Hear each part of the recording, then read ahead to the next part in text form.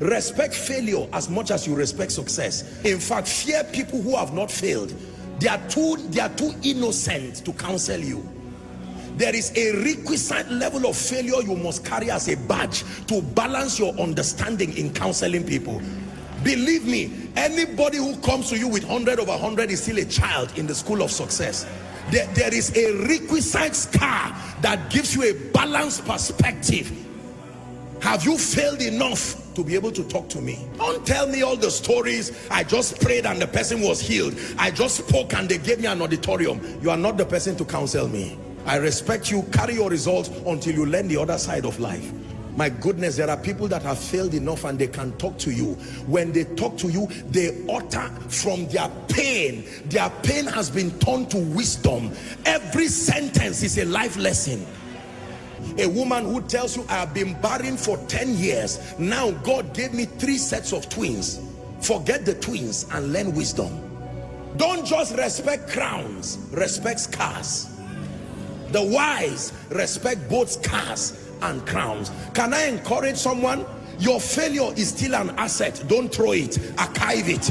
It will be one of the qualifiers for your speaking to people tomorrow. Apostle, I have cried. I have failed in life. I know what it means to be an irresponsible father. Don't throw that experience, archive it. One day you will use from that wisdom and mentor an arrogant young man who thinks life is so easy. Most times when we are starting out in life, because of the leverage of prayer, the prophetic, or generally life just playing games with you, you can believe life is so easy and you are wondering, so why are people crying like this?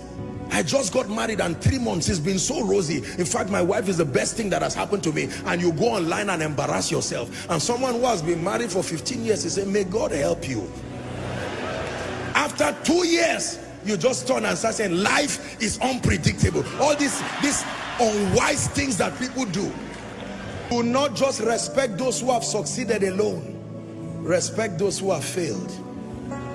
Not everybody fails. Respect those who have failed. Failure is an asset when you can turn it to power. Paul said, let no man trouble me. It is not only anointing that I have, there are scars. Gentlemen, don't just look for those who live in mansions. Go and look for mama and let her teach you the secret of happiness in a hut. There is something you need to learn, because the money you think will come from the mansion, you will be surprised. You don't know the depression and the drugs that surround those mansions. Sometimes you need to learn from both a king, but you need to learn from the slave that is in his palace. There is something the slave can tell you that even the king does not know. The slave is the one who cleans the palace.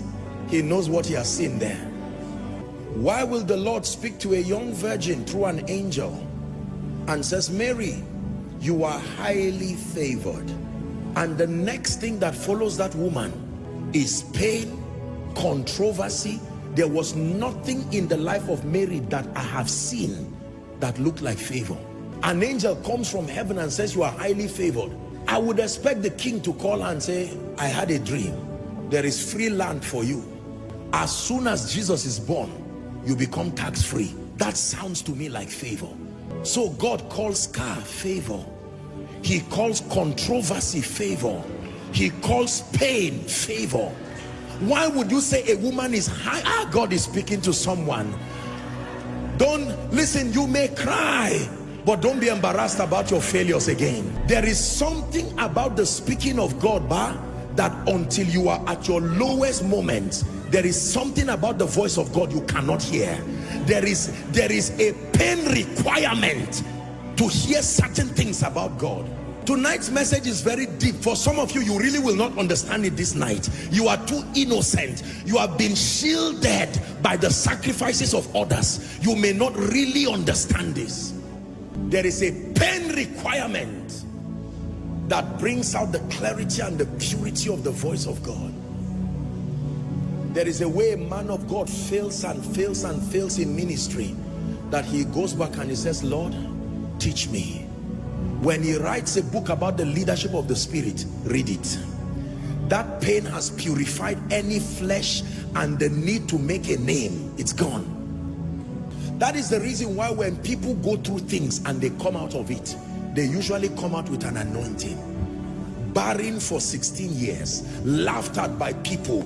As she gets triplets, it's not only children she got. The day she speaks over you, she will terminate barrenness in a moment, because every time she sees you like the high priest, she's touched with the feelings of your infirmity. Let me tell you the truth. You see, many of you see today that I pray for people and I'm just speaking and you see the power of God. It's not only prayer and anointing, no.